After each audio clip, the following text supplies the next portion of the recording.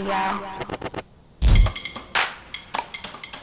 If you're climbing like V5 or V6 and you have a style that you're really good in and like that's your specialty, that specialty is still only, V5, V6, right? So there's still a ton of room to grow in that and the stuff that you're maybe not so good at too. Hey y'all, welcome back to the Struggle Climbing Show. It is me, Ryan, your Weekend Warrior host for this Weekend Warrior episode with Steve Conti, a regular guy who's doing some awesome climbing out there. And I just got so much out of this. I'm getting a ton out of this series. I think you all are as well. I've heard from so many of you who have given me positive feedback on the Weekend Warrior series. So thank you for doing that. Thank you for listening. And thank you to the Weekend Warriors out there who are participating in these conversations. Steve describes himself as just kind of a regular guy, like not a natural, as you'll hear in this conversation. He doesn't consider himself to be like a quote-unquote naturally gifted climber, and yet here he is right now projecting V11. He started at V0, like all the rest of us. He's got a regular job, and he lives in Buffalo, New York, where the conditions can be dicey sometimes of the year, but he just gets out, he gets after it. And the things that he's discovered about himself as a climber and what works and what doesn't work with regard to his training and his nutrition, I just all found to be very, very interesting. So a lot of takeaways here, I think, for those who are just wanting to improve not only at the gym, but also spend more time outside. And speaking of outside, I got outside recently. Actually, as I was editing this conversation with Steve, we were talking about conditions, and he talked about how much he enjoys getting out during bad conditions, quote unquote bad conditions, because then he describes it as like, it's like aid when the conditions get better. And I was being a little bit snobbish about conditions. I got to admit, I got to the point where like I was only wanting to get out when it was lower temperature, lower humidity. And I was editing this conversation. I was like, no, I got to get out. And so I did just a few days ago. I got outside and it was hot. I mean, it was like, 85 degrees Fahrenheit and high humidity, as it tends to be here in Kentucky in the summertime. And I had a freaking blast. And I also got a surprise send. I actually went out there with the goal of only climbing 510s. And then the crew I was with, like immediately, we just went to this wall where it was like all 11s and 12s. And so I was like, all right.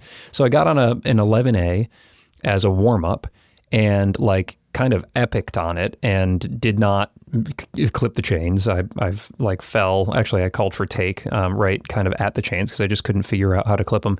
And then I was kind of feeling bummed, to be perfectly honest, because my intention was to just go out and climb super easy stuff. But relaxed, did the 11A afterwards, and then sent a 12A that was next to it.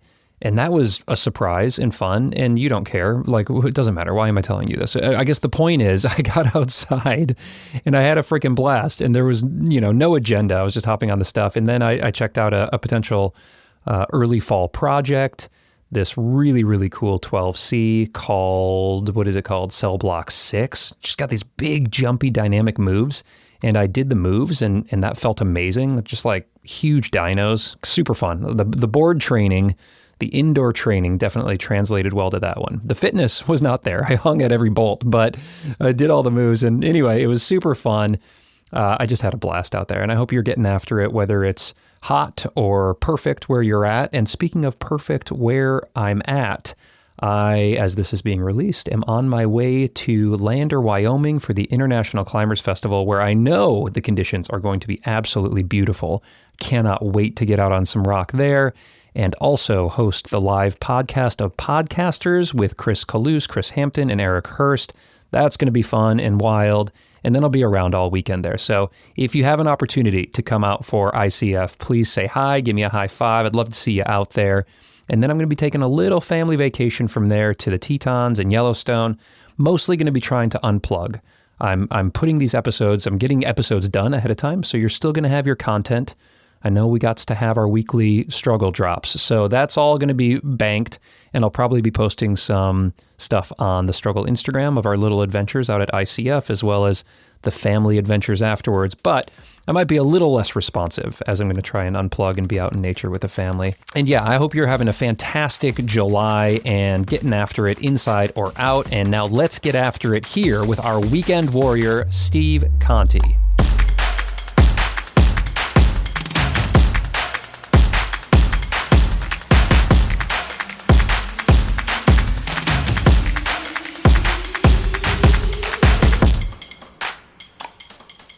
How are you, man? It's good to meet you. Yeah, great to meet you too. Where are you at? I'm in Buffalo, New York. Buffalo, New York. Is Yeah. it getting warm? Yeah, it's pretty hot. I think I need to put my window and AC is in this week. No, man, you just turned on the AC. You took the sleeves off your shirt. You're ready to go. This is my normal attire, well, year round. Sleeveless shirts all day, all year in Buffalo? January? Yeah. I mean, coat when I go outside, but if I'm in my house, Those guns cannot be contained. If I had those arms, I wouldn't have sleeves either. They can be a little constricting, honestly. Yeah, I get it, man. Well, it's good to meet you. Thanks for reaching out and submitting to the Weekend Warrior. Any thoughts, any questions before we dive in? I'm excited for this conversation. Oh, yeah. I'm excited too. Thanks for having me on. I was inspired because, as you probably know, I'm on this road to V8, and it looked like, based on what you were filling out there, you're climbing V8s and just recently punched into V9. So I need to channel my inner Steve. I'm going to be picking your brain in this conversation, man. Yeah, hopefully I can say some stuff that'll help. I mean, I guess my whole thing was, being a bigger dude and trying to progress anyway. Yeah, man, we've got a good conversation ahead of us here, especially from what I'm reading, the progression that you've made and the effort that you've put in. I think a lot of good takeaways, not only for me, but for the community here. But before we dive into all of the climbing stuff, which will be the bulk of this conversation, I just want to get to know you and have the audience get to know you a little bit as a person. So outside of climber, Steve, tell me a bit about yourself, where you're at, what do you do, all that good stuff. I live in Buffalo, New York. I have a home with my wife here, and I work for the New York State Department of Environmental Conservation as a environmental engineer. Ah, cool. Any kids, any pets? We have a cat. I've got a couple cats. There's actually one that's walking around my legs right now.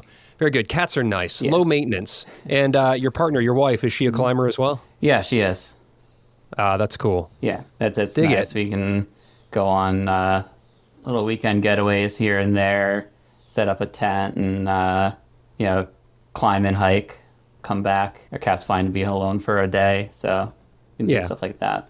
Probably gives you the side eye when you get home, as all cats. Cats hold grudges, but, Sure. He likes to yell. He's a talkative cat. That's great. But true weekend warrior, it sounds like. That's like a full-time kind of a standard. Is it like a Monday to Friday, 9 to 5-esque type job? Yeah. I'm lucky. I have a bit more flexibility than, I guess, a typical 9 to 5er. I work remote 50%. And my schedule is flexible. So a lot of times after work, I can, especially in the summer where you got daylight here in Buffalo till like 9 p.m., get out for weekday sessions, like once or so a week, like on a Wednesday or something. And how long have you been climbing? When did you start? I started climbing in roughly 2010 in college. And through like the years I spent in college is kind of just like a casual thing. So it was like on and off. Like I'd climb during the semester, and then when I'd go home for like the winter and summer breaks, I wouldn't climb at all. And so, it's kind of like those like first 4 or so years of climbing. It was like just kind of no real notable progression other than like just like some, newbie, like learning some techniques and stuff. And then more recently, you've gotten psyched, it sounds like, because I'm looking at some of your stats, and we can talk through these in a second. But you've definitely been committed, it looks like, to the training, to getting outside. So when did you really get bit by the climbing bug, would you say? I think we started going more and more consistently. My wife and I, like 2017, 2018, we started getting more into climbing together. We were both climbers beforehand. But same, like kind of like casual, not really that committed to it. And, we both just started to like want to like get in better shape and get better in general at climbing. So, we started with just kind of like going to the gym more, like in that like 2018, 2019, some longer sessions and some supplemental working out and stuff. No real like focused like climbing specific training or anything. Right. And then COVID happened, and all the gyms shut down. And I had gone outside here and there. We have a crag like 45 minutes from Buffalo. The only caveat with that is we have to cross into Canada to go to there. Oh, interesting. It's usually pretty easy, but the border to Canada was also closed for almost 2 years for COVID.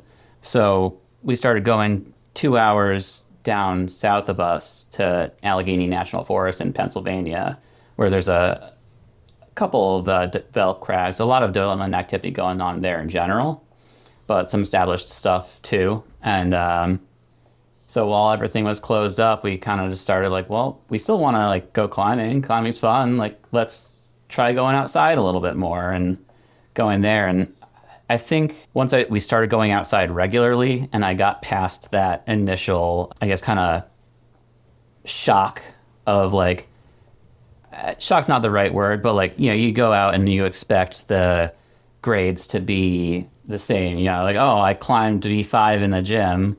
Why am I getting absolutely shut down? And we got past that and I kind of got a feel for it. Okay, it just is harder outside. I started getting really psyched on just being outside, and like every send just felt like that much more satisfying than any like indoor send. And I totally caught the bug there. And so if you had to put yourself in a category as a climber, what style do you focus on the most? I mean, I'm a boulderer for sure. That was what you're asking versus like bouldering versus sport boulder, climbing. sport, trad, indoor, outdoor, kind of the general bucket. Outdoor boulder, that's where my almost 100% of my psych is. We started doing a little bit of sport climbing somewhat recently. Last year, we had our first sport outing, and then we've gone a few times since then. And then this past May, we did our first sport climbing specific trip out to the Red, and we were there for 3 days. How'd that go? It was awesome. Yeah, it was a lot of fun. I'm a bit more psyched for sport climbing than I was, but my heart still belongs to bouldering. Yeah.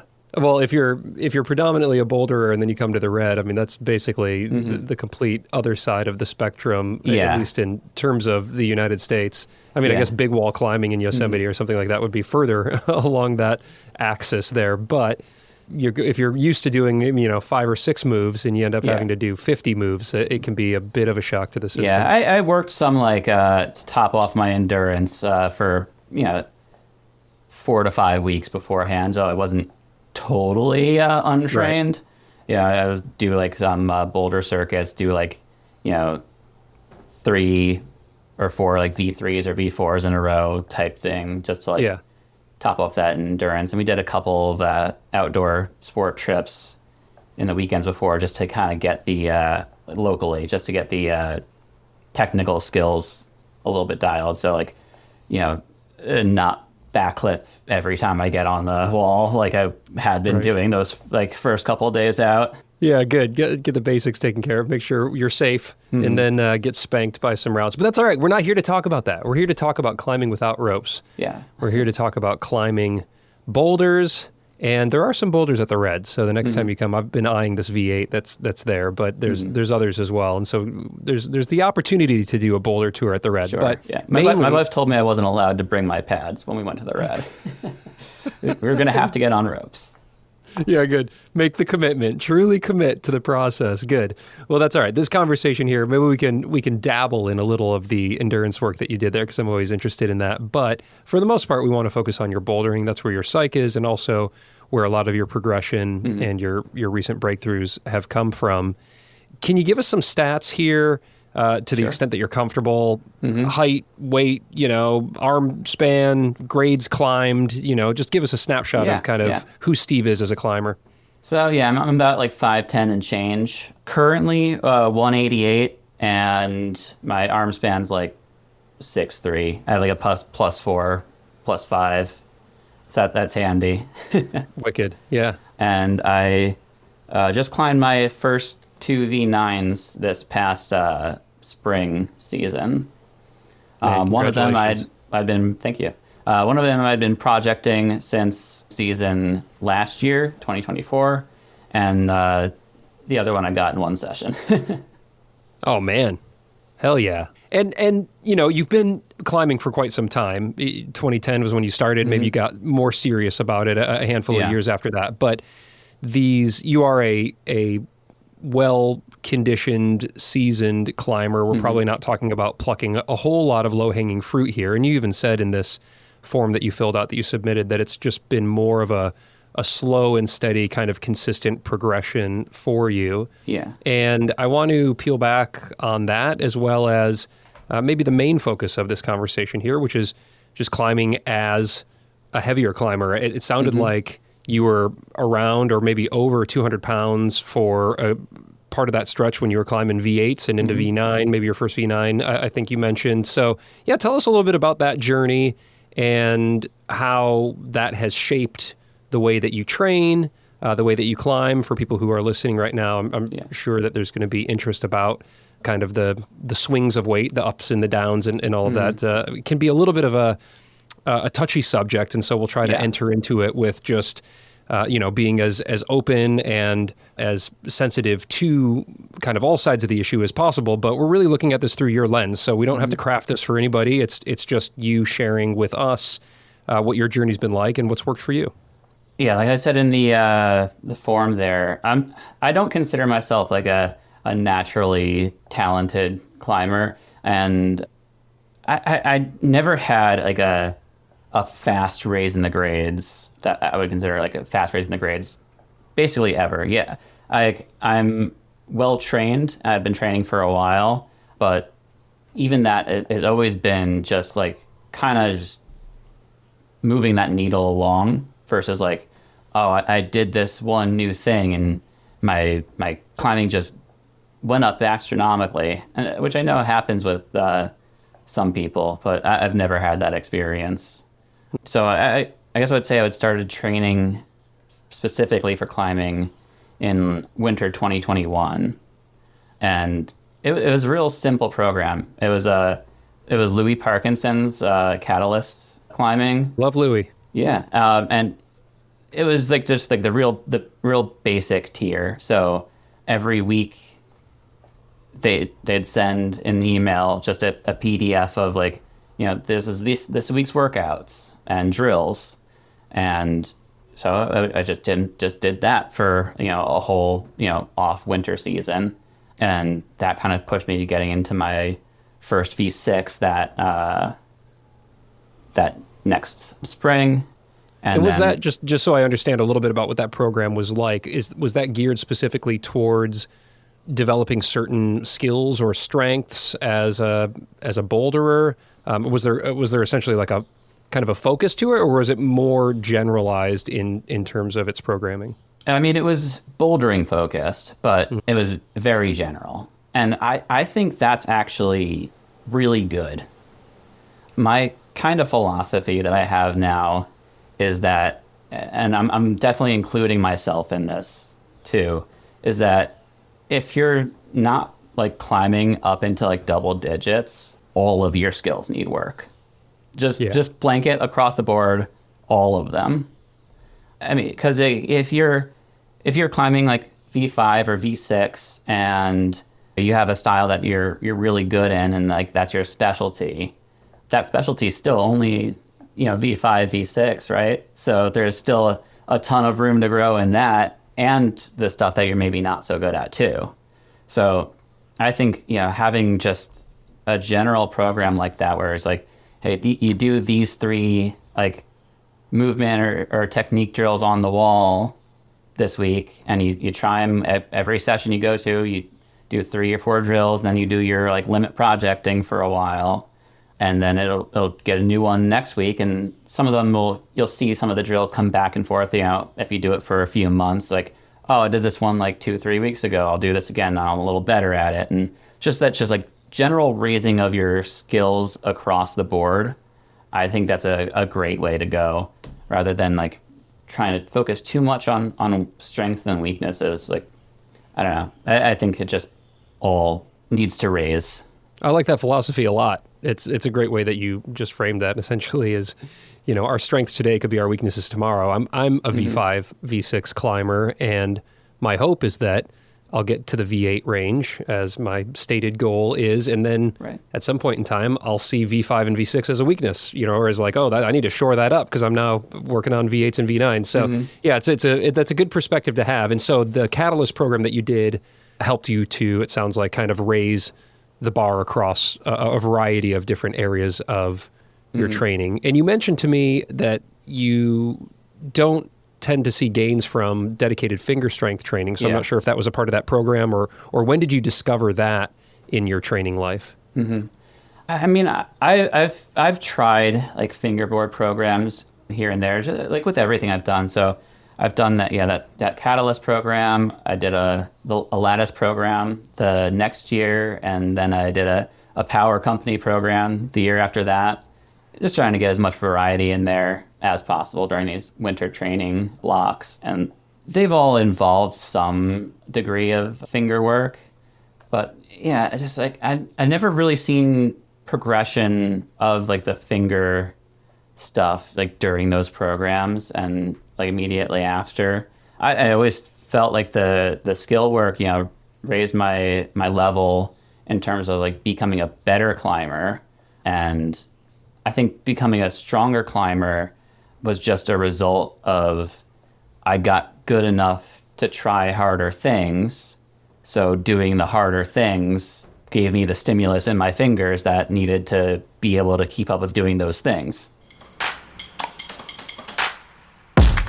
This episode here is supported by Fizzy Vantage. And just let me tell you guys real quick why I love Fizzy Vantage. Yes, their stuff is the best of the best when it comes to supporting my goals as a climber. And yes, it dissolves the best and tastes the best of any other powders, protein powders, collagen powders, any other mixes out there that I have tried, and I've tried all of them. But beyond all that, y'all, I just love that this company was created by climbers for climbers and is a very active member in the climbing community. Fizzy Vantage founder and legendary coach Eric Hurst has been a friend of mine for years now, but I've been using Fizzy Vantage products for years before I even had a podcast. And I got to know Eric. He's been giving back to our community as an author, a route developer, and a coach for decades now. And he created Fizzy Vantage to bring the best science-backed nutrition to our sport so that we can all feel and perform our best. I use their supercharged collagen and their Powerplex vegan protein every single day to support my training and my recovery. It is crazy delicious. And most importantly, it works. Plus, Eric's going to be hooking you all up with a sick deal here just for listening to The Struggle. You can hit that link in your podcast app or use checkout code STRUGGLE15 over at fizzyvantage.com to save 15% off any full-priced nutrition order here in North America.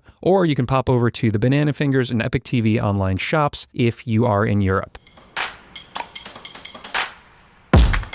Steve, how dare you try to make finger strength out to not be the silver bullet for all of us climbers? Don't you know that it's finger strength and finger strength only? Oh, man, you're killing me. You're killing my SEO right now. But let's go ahead and continue down this path and talk about skills, because I'm so with you, although as much as like I do feel for me personally, actually, like finger strength is, there's a large area of improvement for me there, because I tend to just drag everything and climb as lazily as possible here at the Red. And so I do feel like personally I have gains to make on that. However, the fastest breakthroughs that I make personally are when I feel like I've unlocked a new way of being aware of my movement or some sort of technique or skill that I'm doing. And because you weren't working with a coach directly, you were working with these great programs. By the way, I've done Power Company and Lattice programs. I haven't done Catalyst, but I've had conversations with Louis, and he's great. But it's like, how were you developing these skills and working on skill practice kind of remotely, if you will, or without somebody there to work with you and correct you? Some of them were kind of hard to do. They felt weird and bad some of the times too. And it's just one of those things, you stick with it, and you kind of just get better at doing those drills on your own. You watch there's usually a how-to video guide along with them, and you do your best. And even if you're not doing them perfectly, I think they're still valuable, and you still learn more from doing it. And my favorite one that I swear by from Louis' program was the one-touch drill. Tell me about that. And that's when you climb something, it's maybe like, fair amount, like your flash grade or lower, and you try and do every move as accurately and controlled as possible, really, because the constraint of the drill is that, when you grab a hold or place a foot, your hand or foot has to stay exactly where you placed it. So no readjusting. Got it. Yeah. That's hard for climbers. I'm constantly readjusting. Yeah, so that's why it's a great drill. And that has come in handy so much. I mean, it not only teaches you to be more accurate on your first go of things, but it teaches you that you can, a lot of times, just keep going, even if you grab something wrong. I was working an outdoor problem just like last week or something. I was trying to send and, did this big dead point and I hit it, but I hit it so bad. And, my choices there is like, okay, do I come off and try again? Didn't want to do that because I'd been working it for a while and I finally hit like the last like hold before like the next like victory jug. Or the other choice is trying to readjust, but I could tell that if I readjusted, I'd probably fall too. So the third choice is keep my hand where it is and just move through, get to the next hold. And that's what I did, and I sent. And I think doing drills like the one touch really gets you used to making that choice. So like, I didn't hit it exactly right. I can feel that if I readjust, I'll fall, but I know if I just try, I can probably do it anyway. Yeah, really cool. Well, first of all, congratulations on the send. And that is a cool byproduct, or maybe it's not even a byproduct, maybe it's the primary product of a drill like that, is that it really helps to wire you mentally to have comfort moving even if it feels uncomfortable. Like, I don't have this perfect, but I know I can move off of this. Yeah, I like that. So when you were doing that one-touch drill, I'm going to add this into my warm-up, I feel like, was that something that you did or maybe even continue to do as part of your gym training, like warm-ups during gym sessions, or maybe not even warm-ups, just like working harder problems, just trying to essentially stick with however the foot landed or however the hands landed? I feel like, yeah, I mean, it's something I tried to carry over to like all my warm-ups like throughout then, but I don't really think about it anymore. I feel like that's something that's kind of gotten integrated into how I move. Cool. Rather than something I have to consciously think about. And, there's reasons to readjust sometimes, don't get me wrong, but it gives you, awareness, I think is the thing. And that's kind of like the first progression of it. When you first start doing it, it's just like, keep track of how many times you readjust during this problem. And then the next progression is try to do them less. And then, progression after that is, if you catch yourself readjusting, you have to come down and try again and do it without readjusting. I really like that. Okay, I'm gonna play around with this one because I think I've heard of and probably even tried this over the years, although it's been quite some time since I've done it. But I think Chris Hampton at Power Company has a similar one that he likes, and I've talked with Nate Drolet, and yeah, there's something about just not spending a ton of time readjusting because that's just time that you're spending on the wall and on the holds and under tension. And speaking of tension, this took us on a little bit of a tangent, but I'm glad we went on that because I think that's such a worthwhile drill for all of us to try who are listening here. But that came by way of talking about off-the-wall dedicated finger training and how you felt like you've gotten more of your finger training stimulus just by trying harder problems. Right. And so, yeah, I just want to tease that apart a little bit more because as climbers, not exclusively, but a high majority of us spend a lot of time thinking about developing finger strength off the wall with hangboard routines or using force gauges and various other implements. And it sounds like you tried those, but you just weren't seeing the transfer. Yeah, and I that's what I was kind of getting at. Is I've kind of always just kind of found myself being in the average range for whatever grade I'm climbing at currently. When I everyone's like your lattice, right? Like when you do your lattice test metrics, that kind of thing, you just fall middle of the pack, which is probably a good place to be. Yeah, I think so. Because then I can, if I'm climbing a middle V8 finger strength, I mean, that range extends into V10. So I just need to get good enough to climb V10.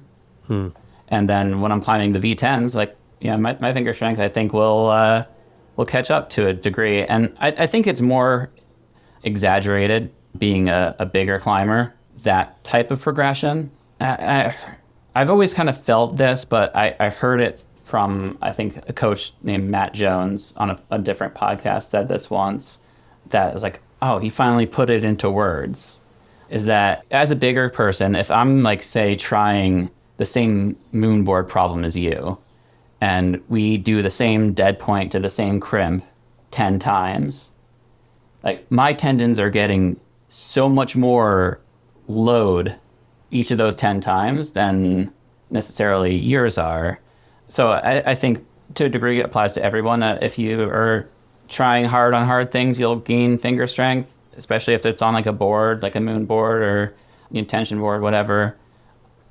But yeah, especially it being bigger, it's like I'm getting the stimulus every time I try hard things to like make my forearms and tendons stronger. That I just don't think when I add supplemental finger strength in there, it usually just ends up feeling a little tweaky. Yeah, and then in terms of getting that stimulus through your climbing, are there ways that you program certain styles of climbing or drills that you do that are kind of intentionally focused on building top-end finger strength or power? Not for finger strength, really. I think a lot of what I do outside, or I have a spray wall in my attic. That's like a 52-degree overhang. That's 52 because that just follows the roof line. Right, yeah. You built it the way that the roof allowed, but yeah. That's steep, yeah. And it's just when I just do like limit projecting, either there or outside, I feel it in my forearms. I still, even being years into training, sometimes if I have like a real hard outdoor session, I'll still get DOMs the next day in my forearms. Well, you're trying hard when that's happening. Mm-hmm. So then finger strength, it sounds like, has been not the limiter for you. And there's a couple things that you've brought up that maybe have played a bigger role. One is skills. As you said, you don't need to get stronger. You just need to get better. If you've got V10 finger strength and you're climbing V9, then there's some improvements that can be made in other areas. So I want to explore that, and maybe looking back, how you went from V5 to V9 and what you feel were the most kind of outsized, if you will, returns on investment of your training time or your performance time. And then I also want to explore weight and how that's played into all that as well. Yeah. Okay. So going back to progression, I think, doing skill drills is super important, I think, for everybody who's a general like weekend warrior like us. Yeah. Just like if you think about it, like every sport does skill drills, whether it's, golfers at the driving range practicing their swings, or soccer players doing, dribbling between cones or whatnot. It's not always like doing the full performance in the field like a lot of climbers do. Yeah, that's such a good point, because oftentimes I think climbers have a habit of going to the gym, or I don't have to speak on behalf of all climbers. I can just speak for myself. I have a habit of going to the gym, even though it's a training day, and just wanting to send a thing I want to perform. And maybe it's not a limit problem, but it's like something I want to flash or whatever. But I still oftentimes go in with that mentality, which makes it fun. So I get it. But you're right. Like if you're a soccer player, it's not like every practice is a game or a scrimmage. Yeah. It's like you might be just dribbling a ball through cones, or trying to hit targets on the goal, or just passing, or whatever the case may be, smaller components that roll up into the performance. But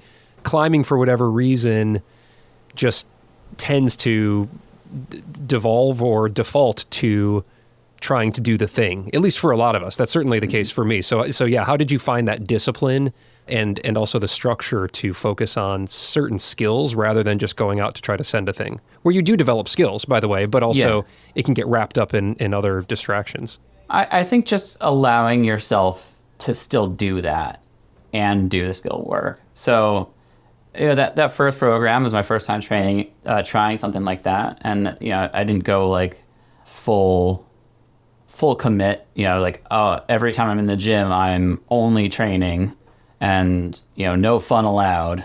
Right. Yeah. I would go do my 3 or 4 drills. It doesn't take that long, maybe an hour of the session.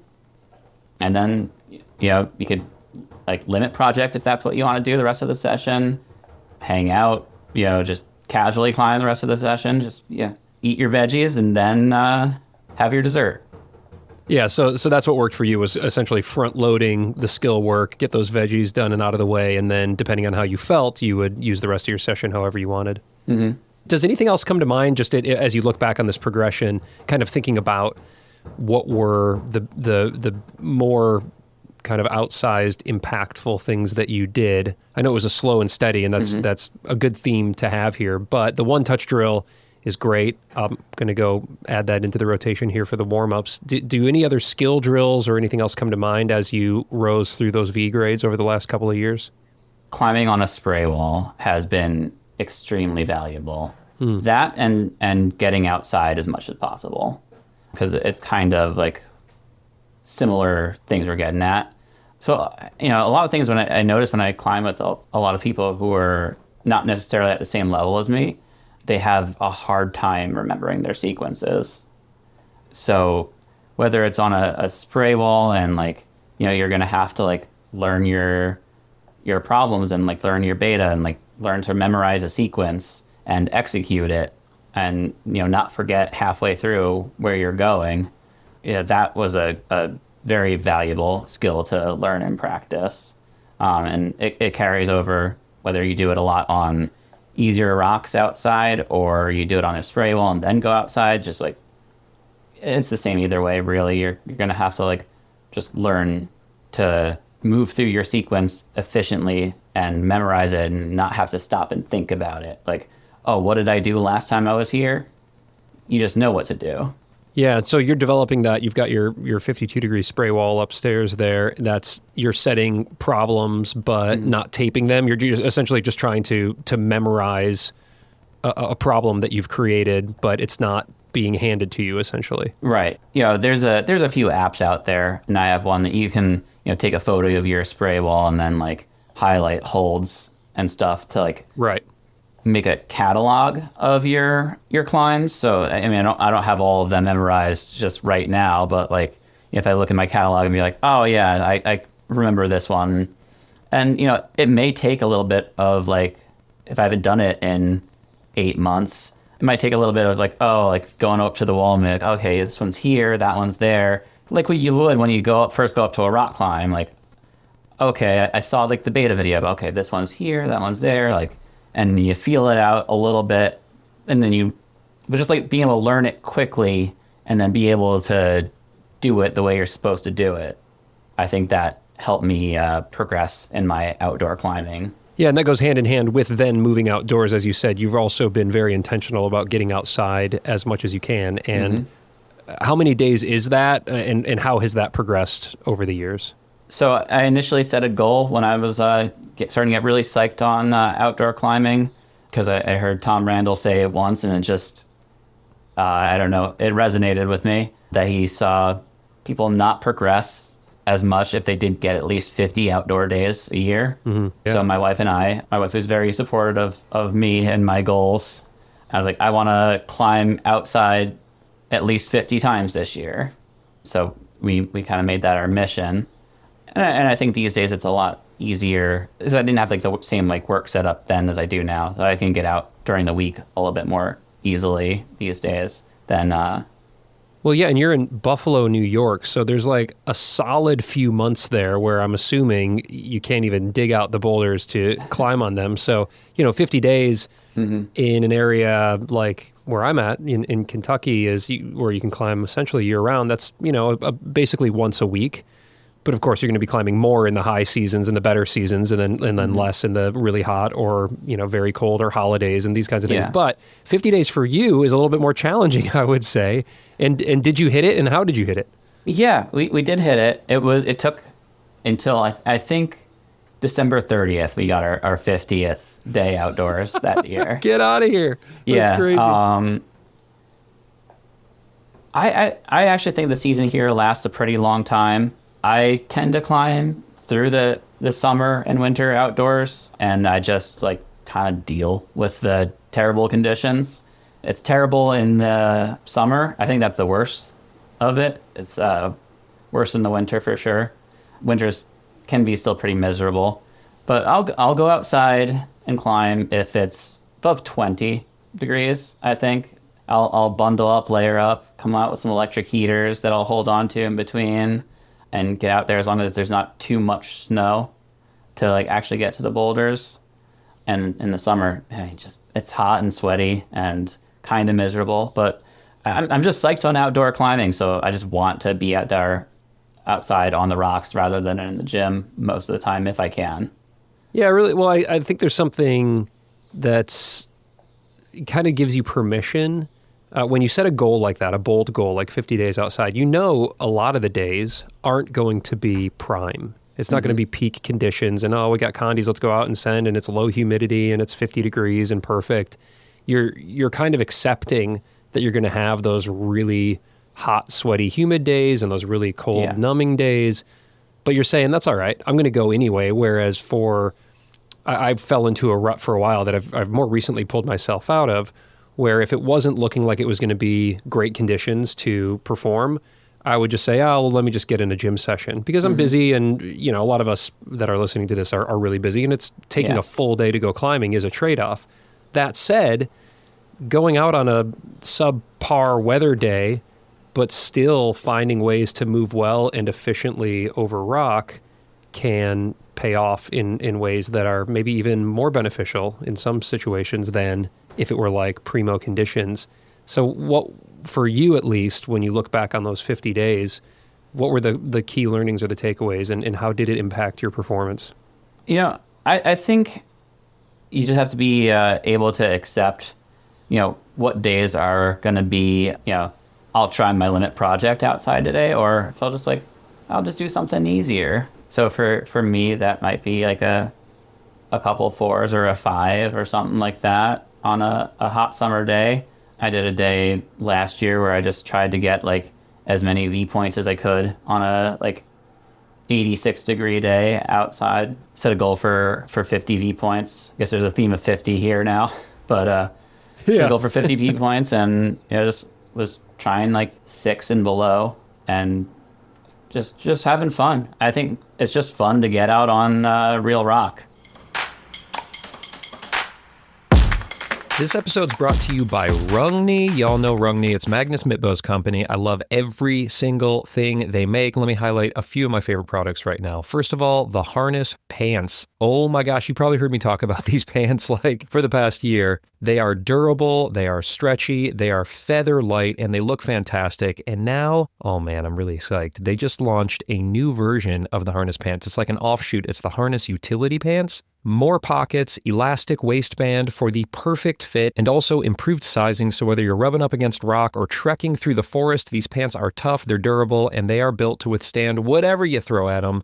And I also want to highlight Magdust Super Dry. This is a new chalk that they just came out with. Super dry formula. If you've got sweaty hands, or if you're like me, you're spending a lot of time in the gym right now, this stuff will keep your hands sticky on rock or plastic. I love all of it. You can use code STRUGGLE and get 10% off pretty much everything over at Rungni. You can get a bundle, which will score you some free shipping. Let's go. And so was Tom Randall right? Did you got in your 50 days, did you see a noticeable improvement in your ability to move over rock outdoors? Yeah, for sure. Since then, I've kept up with going outside a lot, and after that, I feel completely confident, in my ability to just stand on used feet and feel good on rock.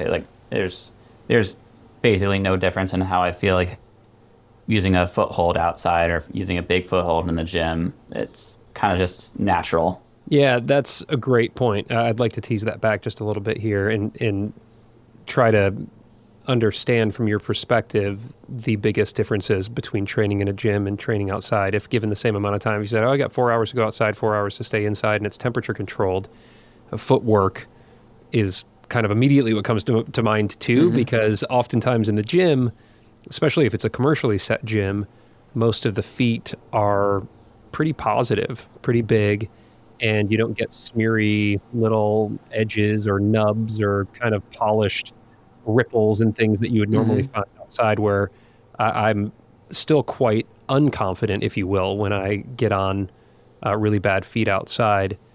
So I'd love to hear a little bit more about that, and if you find ways of training that indoors, or if it's truly something that can only be gained as a skill set outdoors. And then anything else that comes to mind also, just if you're trading 50 days outdoor or 20 days outdoors for 20 days indoors, where the more clear benefits are for being on rock more?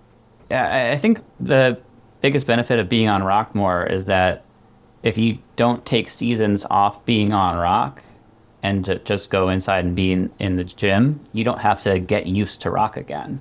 You're just always using rock. And then when it goes from bad conditions to good conditions and you've been on rock the whole time, I mean, you go out there like, I feel like the conditions are cheating. Like it's so much, it's just suddenly got so easy. Right. And the crag here in Niagara Glen is, it's all limestone and it's very popular. A lot of people from Toronto come down and climb there. So it gets hugely busy, and limestone gets very polished very easily. Yeah. So generally the feet there can be really, really bad and really polished. I think the more you just climb on that, like if I'm on anything else besides that, I feel great. Yeah.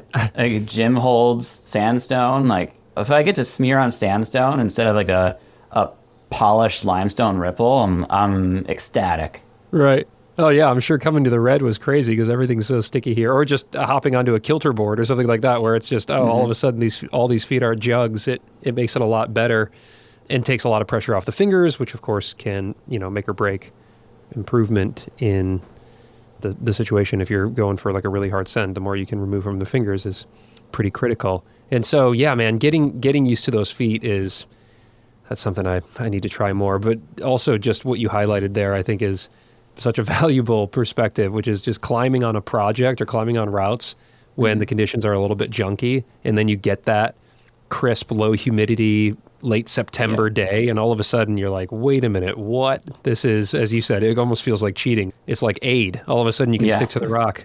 Does it go both ways? What are you trading off if you could be doing a few hour session at the gym and instead you go outdoors? Is there anything that you're trading off there that you found has maybe deteriorated at all in spending more time outdoors? So for a while, when I was kind of more balanced in like indoor, outdoor, and like probably climb indoors more than outdoors, I would notice there's like a grade disparity. So I was climbing like, say 2 grades higher generally on the gym sets than like on the outdoor problems. And now that I prioritize outdoors more, my indoor climbing hasn't progressed. I got to V9 indoors maybe like a year or so before I got to V9 outdoors, but I got to V9 outdoors now, and I still climb V9 indoors. I haven't gotten up at 10 or anything indoors, and I don't really care though. That's the thing. My goal is to climb a 10 outdoors. So if my indoor climbing has stagnated, I mean, I guess that's the main drawback is like if you care about your indoor grades, but you're spending more time outdoors, your indoor grades will probably eventually stagnate. Why is that, do you think? Just in terms of just the style of climbing?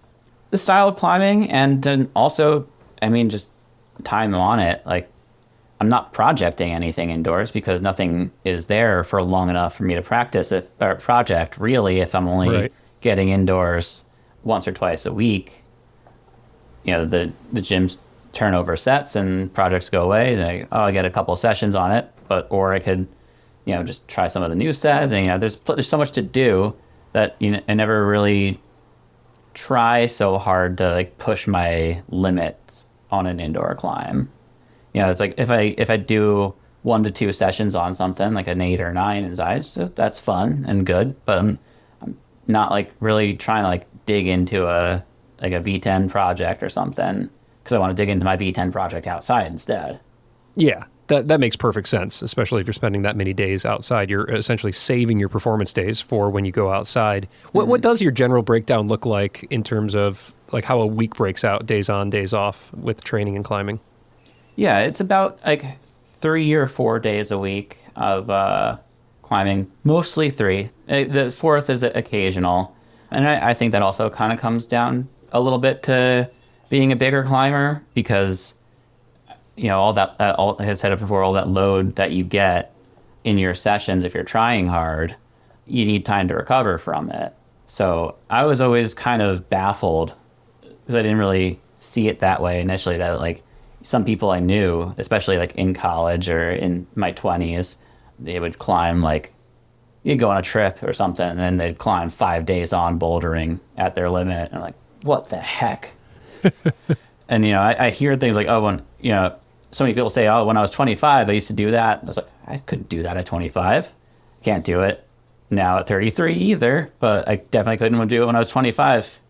And yeah, I think that's just like if I'm climbing for 4 to 6 hours or something like that, I'm going to need a day probably to recover from that. And that's okay. I'm getting the strength I need. I don't need to have that day, the next day, to like fingerboard or something, because I think I got the stimulus I needed already from that.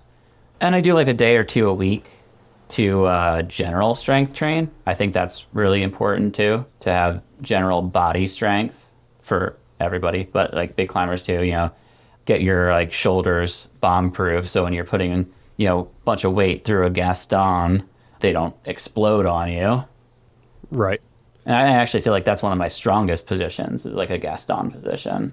Yeah, well, I'm looking at your shoulders right now, and they're massive. I mean, in fact, your arms, like one of your arms is as big as one of my legs, and so you're carrying around extra weight, as you've said. Mm-hmm. Well, I mean, extra is just all relative, but more weight than probably the average climber, if you will, save maybe Kai Leitner or just like the really kind of super big and strong climbers that are out there. However, you're also carrying around a lot more muscle, and so I'm curious about that journey and what you've learned from that. When you first filled out this form, I think you said you were at like 205 this morning, or when we just checked in here, you said 188. So that's a pretty big, what is that, 15, 17 pound swing? Do you tend to go through these up and down cycles in terms of your weight? And just how do you look at weight in general? Like, is it something that you're obsessing about and managing closely for Sen seasons and all of that, or is it a little bit more relaxed in terms of how you manage that? I think it's a little bit more relaxed. It depends on what I'm trying to do at the time.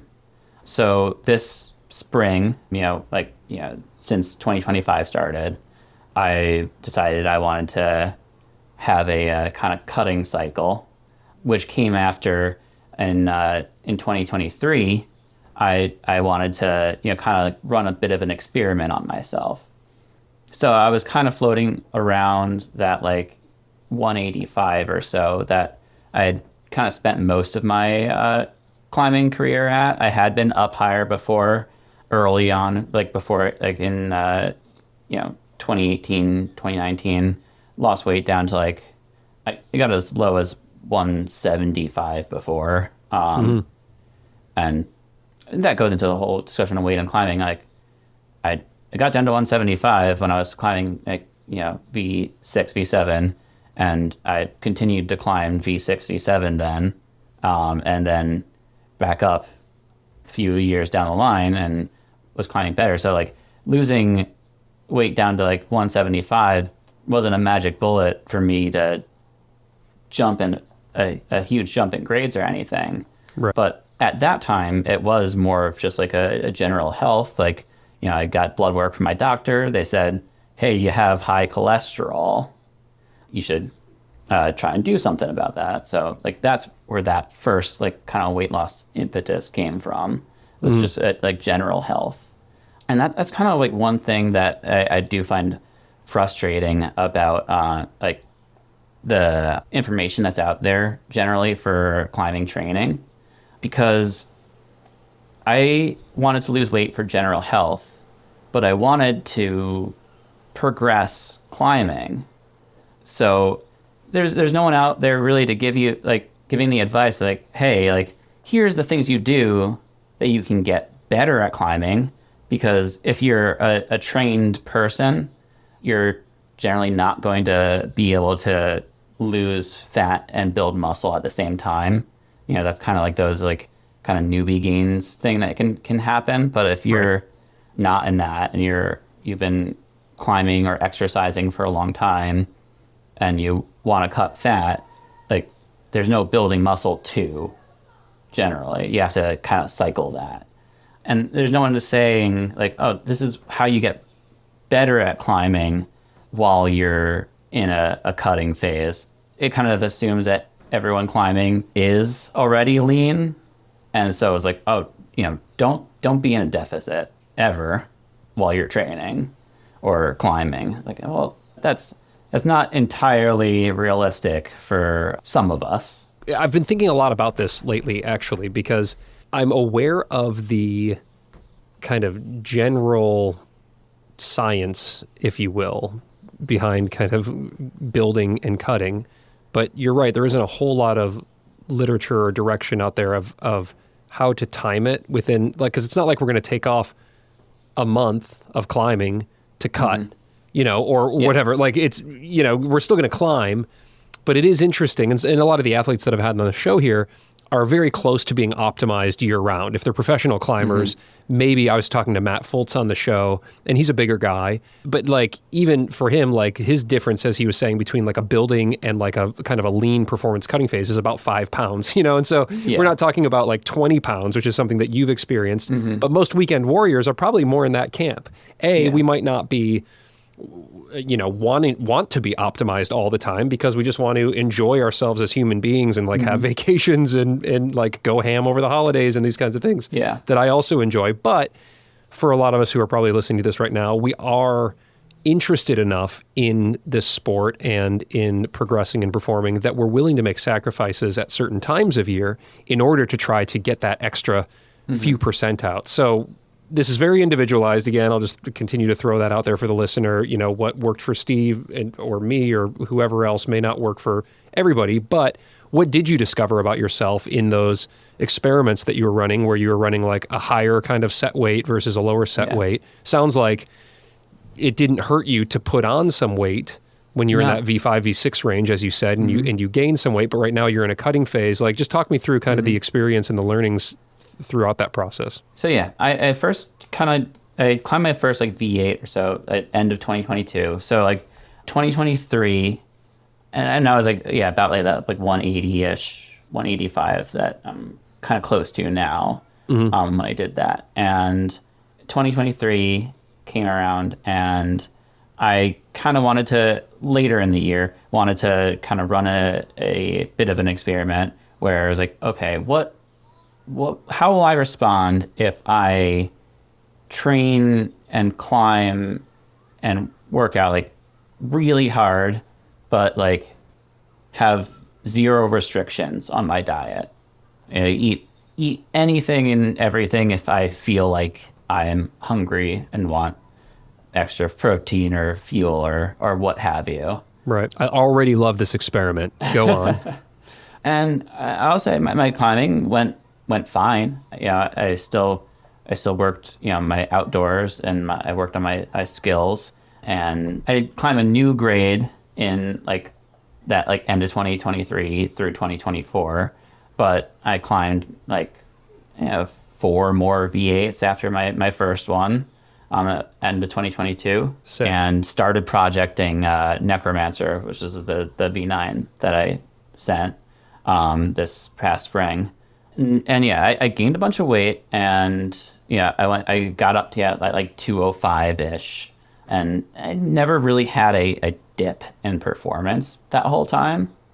Kind of felt about the same, but I got to a point where I was like, okay, and this is just me personally, it's like I kind of want to get back to a weight where I feel good and where I'm kind of happy with how my appearance looks. I was a little too puffy for my personal liking, and I was also afraid I was kind of getting back into that weight range is where I had the cholesterol problem before.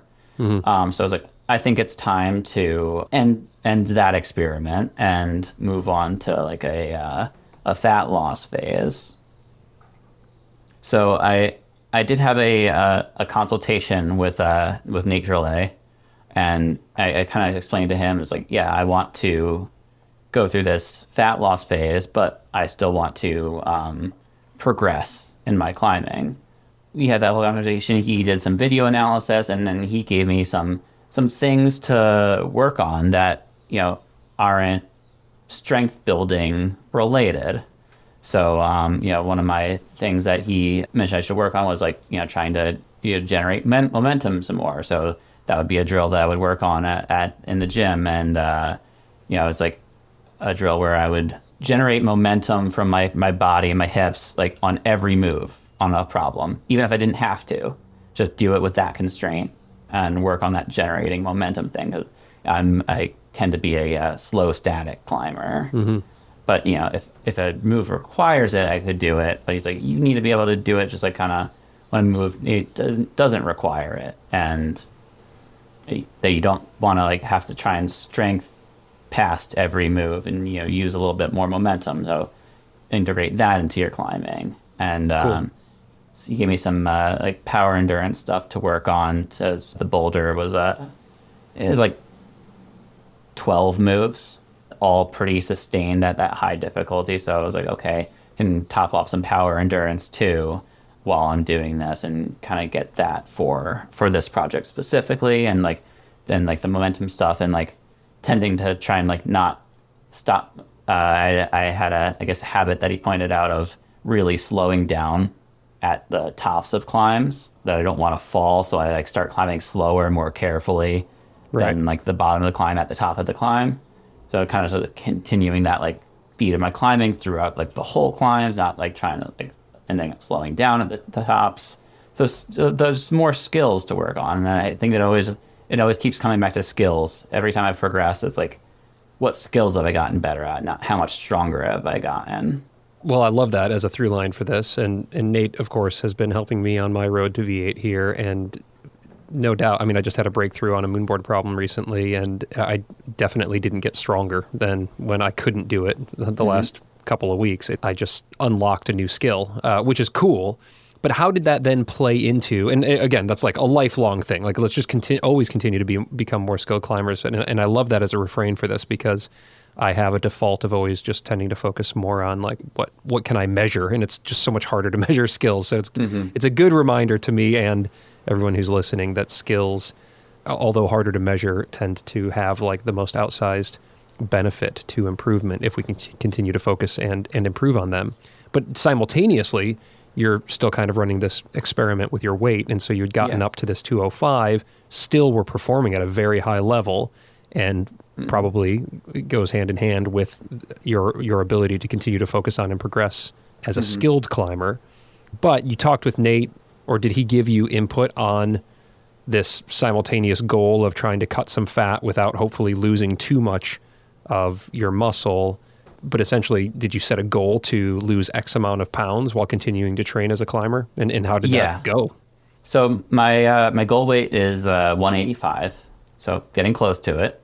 Yeah. And I'm hoping to have that be done by the end of this month, and then start a new like coaching program again with Nate. Like I've got the full coaching program for the summer. And so, what were you at? Were you at 205, did you say, when you started this? Okay. So 205. That's quite a bit of weight that you've already cut. You know, as we're talking, you're only a few pounds off of your goal weight right now, which you think you're going to hit just in the next couple of weeks here. So congratulations. It sounds like you're achieving your goal. Before I get to kind of how you feel and how it's going, can you share with us a bit about how you went about shedding those pounds, and over how long of a period has this been? Since January. Yeah, 6 months, which sounds very healthy to me. I'm not a dietitian here, but it's not like you just dropped 20 pounds over the course of like 3 weeks. No. So how would you go about that since January? What were the changes you made? So I think the first couple of pounds of that was probably like some like water weight and bloat from the holidays. So that made maybe like 3 or 4 pounds down, like, off the bat, like within the first week. But that's not that holiday bloat. It's the best bloat. So like, starting from like maybe like a more realistic, like 201 or something like that. So I spent the first like 6 weeks of doing that and tracking calories on my Fitness Pal. It's a fine app, and just kind of tracking the calories, tracking weight to make sure like the calorie deficit was progressing at that like kind of like pound a week roughly loss rate. And you were doing this, so then you were predominantly trying to shed through reducing caloric intake rather than increasing caloric burn? Yeah. I consider myself very active, climbing 3 days a week, regular like gym working out once or twice a week. And hiking to the crag, all that stuff. Hiking to the crag, and then just general hiking. My wife and I, we are working on hiking this trail called the Bruce Trail. We're piecemealing it. It's kind of like a Canadian Appalachian Trail. It's 500 miles long, and we've been working on it just like, here and there. Right. So adding another, 1,000 calories of burn over the course of... It'd be infeasible. Right. Got it. But it is very feasible, at least in my case, to just not eat the donut. Although, I don't know. I kind of sometimes just have to eat the donut. But essentially what you were trying to do is you, correct me if I'm wrong, but you calculated what your current caloric intake was, and then using some sort of formula determined how many calories on average you wanted to cut over the course of a week that would lead to a pound of weight loss. Is that right? Mm-hmm. Yeah, and you kind of like tweak it as you go. So it's like you set it to like 2,200 calories a day or some arbitrary number that I just made up right now. And then you see how that is working for like 2 or 3 weeks. And, you say like, oh, like I may be only losing half a pound a week right now, or I'm losing 1.5 pounds a week right now. And then you can like tweak it up or down slightly to kind of get at the rate you want. So it's not something you set at the beginning and this is it. Like, I'm going to stick with this exact number no matter how it works. Because you can see the results, fairly quickly within like a couple of weeks to see if you're going in the right direction. And how did you feel? Generally pretty good. If you're not cutting too heavily, you're not really going to get like a reduction in like energy and performance. That's like too noticeable. Like, sometimes it sucks to be a little extra hungry during the day, but I'd always have my biggest meal like before. So dinner, essentially. We'd have dinner and then I'd have my gym session after dinner. And I've always done that. That's kind of how I am. I don't like climbing on an empty stomach. So I always like to have dinner and then go to the gym. Yeah. So you would go into these sessions feeling well fueled and had the energy to go and try hard, and then maybe a little bit hungry in the morning or afternoon or something like that before you had that meal. But sounds like, it wasn't, again, you're making such gradual changes. You're talking about losing this weight over the course of 6 months. It wasn't a torturous journey for you. Were there any, just for you personally, because I'm always curious about this, like what was the low-hanging fruit, if you will? What was the thing that you cut out that kind of made the biggest difference? I think it's just more portion control. So I think I said in my the form I gave to you, I'm an overeater. If I eat just to my own impulses, I will tend to overeat calories. I can house 4,000 calories a day, no problem. Yeah. So it's just a thing that you have to be a little bit just mindful of, like, weighing what I eat, home cooking as much as we can. Home cooking is really helpful because you can control exactly how much you're getting of everything. And MyFitnessPal has a pretty handy feature where you can like add all the ingredients for a recipe that you make. So I think all of us who cook at home, you probably only have like 10, 12 recipes that we kind of cycle through week after week. I've got like 3. Yeah. Yeah, it's just a handful. And once you have built the recipe in MyFitnessPal, like every time you make it, all you have to do is like, I had this meal today, and then you just click it, and right. You don't have to weigh out every ingredient again, because assuming you make it roughly the same, it's going to be roughly the same. A little bit of upfront work, but then over time, and again, this has been a 6-month journey for you, over time, it essentially gets easier to stick with. Yeah. And you're nearing your goal. So then what happens when you achieve it? You level up a little bit, you adjust the calories up to kind of maintain, if you will? Yeah. So that's something I've never done quite before that I do want to, is to like sort of avoid that fluctuation that I've typically had of like, my weight ticked up like X number of pounds, I want to get it back down, I want it ticked up again, I want to get it back down. Is usually not as extreme as the 20 pounds. It's usually like, 5 or so. Right. But I'm really curious to try and like accurately track a maintenance level for myself. But that's the other thing when tracking the deficit, like it gets to a point where you don't necessarily need to track every day because you you kind of like learn your routine, like what your portions like kind of just like eyeball like look like for that.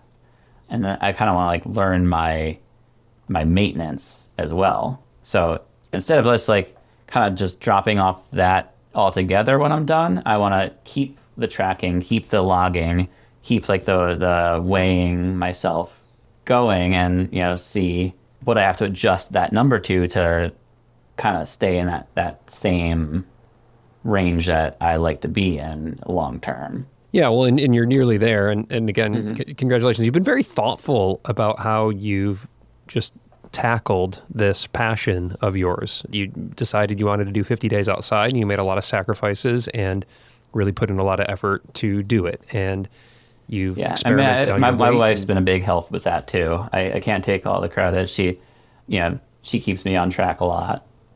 Yeah, well, that's certainly helpful to have like not only a cheerleader, but also a bit of an accountability buddy, if you will, to keep you focused. Now, you're nearly there, and as we're kind of wrapping up this conversation, and it'd be fun to check in with you over the course of the season to see how things are going, but we're coming up on the hottest days of the summer, so You'll be, I know, still getting your sweaty days in outside, but the fall is probably the main focus for you. And what are your goals going forward? It sounds like you're working on, is it a V10, a specific V10? I'm actually projecting a V11. I'm pretty psyched on. I really wanted to project V10 before it. I don't know, these V11s just calling to me. And I went to check out with a friend towards the end of the spring season, and I was like, all right, I'll go check it out with you, but I'm not gonna get sucked into it. And I got sucked into it. I love it.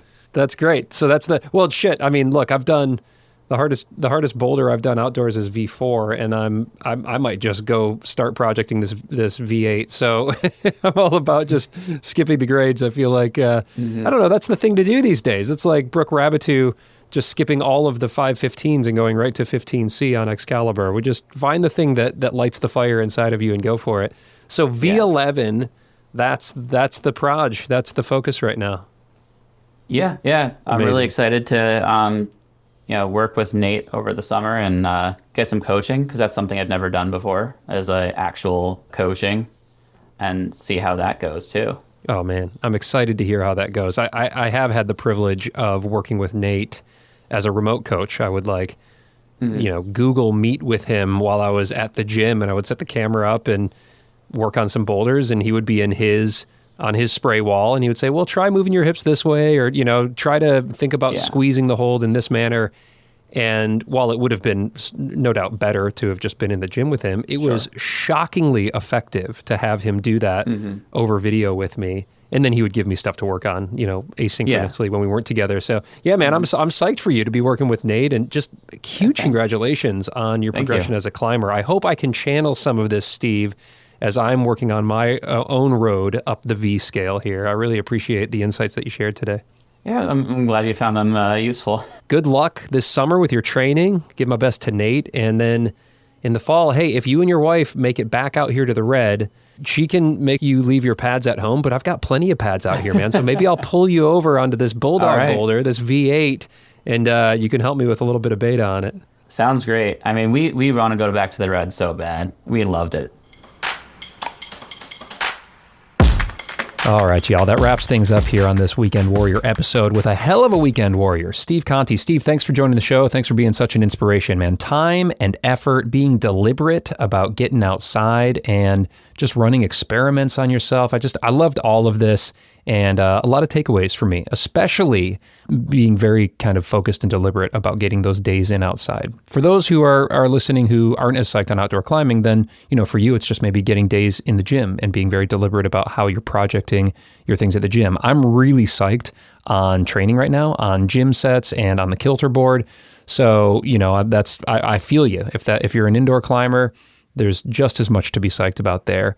But for me, all of this, I'm hoping, is going to ladder up to my road to V8 and sending some fun stuff out on rock this fall and winter.